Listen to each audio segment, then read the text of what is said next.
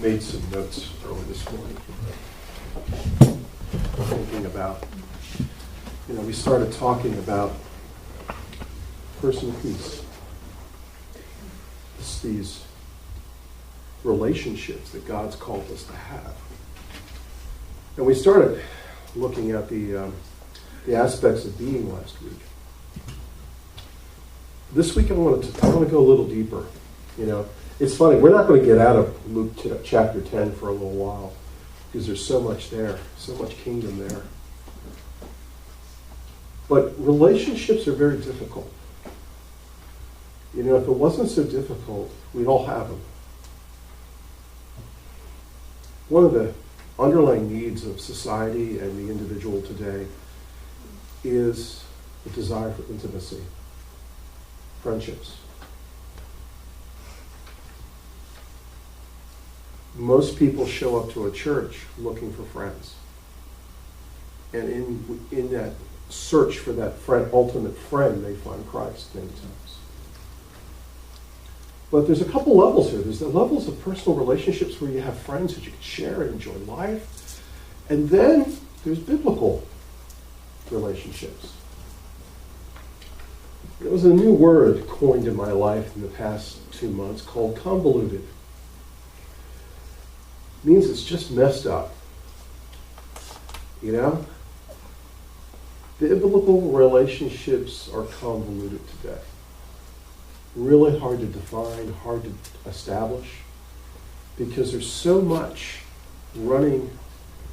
It's like swimming, it's like watching some trout or some salmon swimming upstream. They're going against the grain of the current. And I think we have to, I want to reflect for a minute before I get into the main text of what we're going to teach. And it might take us a couple weeks to get through the teaching, but I think unless we get our head around what we're up against, and it's not so much just the negative, it's just the nature of society. And if you understand the worldviews that we're dealing with, I think it'll be a little bit easier for us to understand how do we have good relationships and how do we have biblical relationships. Media. The media is a contributor to the lack of biblical relationships. And how do I mean by that? Have you noticed how the media is down on God? God never gets any glory, any credit at all.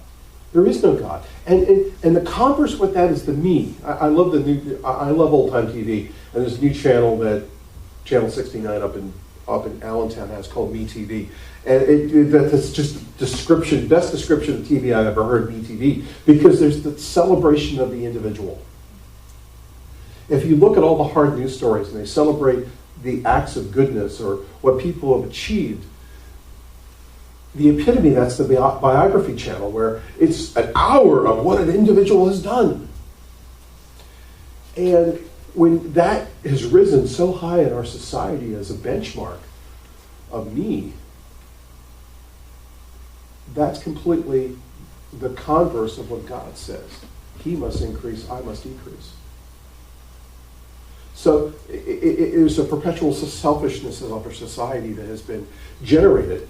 And that is just one thing that we're sort of swimming against if we're really going to have really good relationships. The second current that we're working with is culture and our technology. When I was in that incubation phase of do I become a church planter, do I just stay a youth guy, I went to something called Ivy Jungle. And it was a meeting of about 150 collegiate workers, all different walks, from CCO to Campus Crusade to InterVarsity, Baptist Campus. Everybody was there. And we had some guys come in and talk about media and culture. And there's a breakdown in personal relationships today. Do you know that the average young person between 18 and 24 is more likely to have a conversation via media technology than they are face-to-face? 75% of you, and I've watched this progression in the last 8 years, 75% of you guys are more comfortable texting a friend and asking a question than looking them in the eye.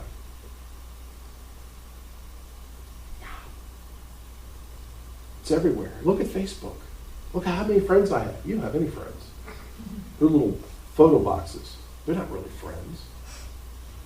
And you see, because I'm an older guy, I can balance a little bit. Even though my family has never been my family was never even the Brady Bunch, you know? It was just one argument transferring into another argument to another, you know, it was awkward conversations. But I was always blown away by going out to my in-laws because they would have a 2-hour conversation around the table after dinner. I couldn't handle it. We're sitting here, we're an hour later, we haven't had pie yet. You know, it's like, they talk. They share.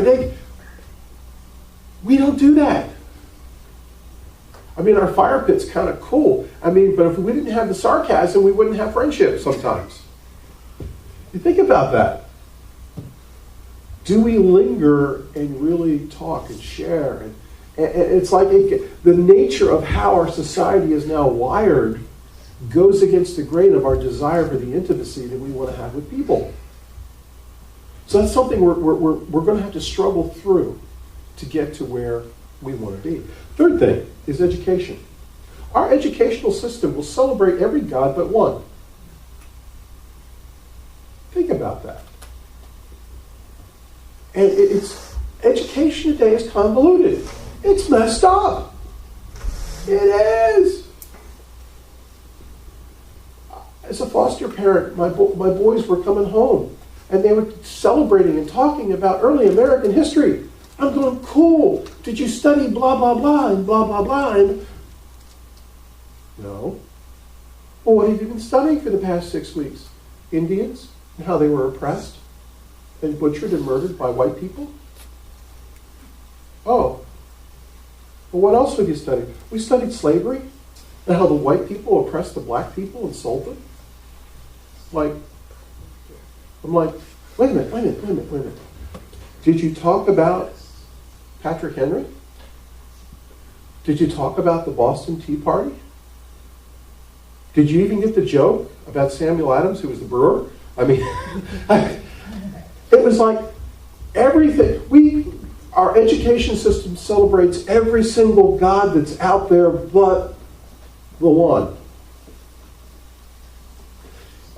That has bred something into our culture called plurality. And in a postmodern society that has no absolutes, believing that all roads lead to Rome, they're not even willing to establish the fact that there's a Rome. There are things that we're swimming against the current to establish real relationships.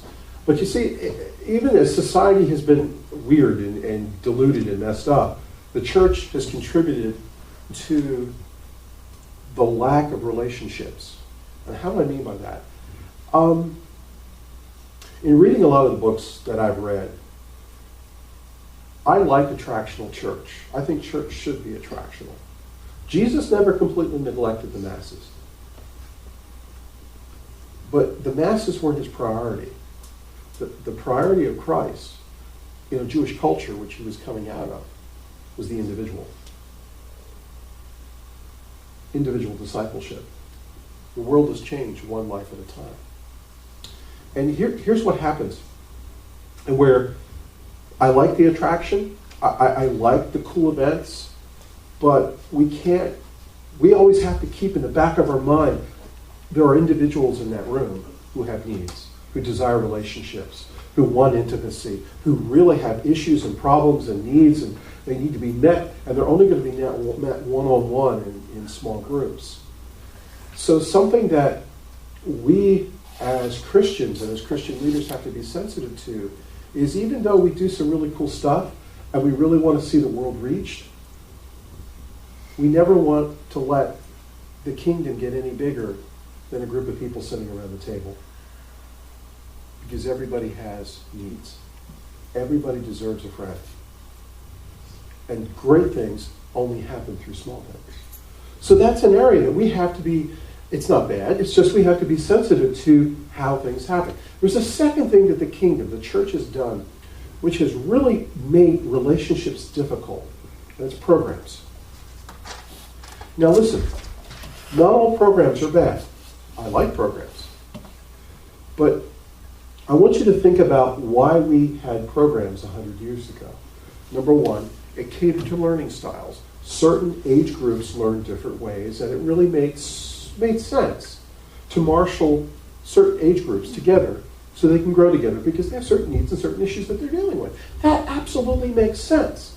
But here's where the problem has convoluted the situation. Here's my word of the week, okay? Here's where we've messed up. All the premise that programs have been based on is that families function.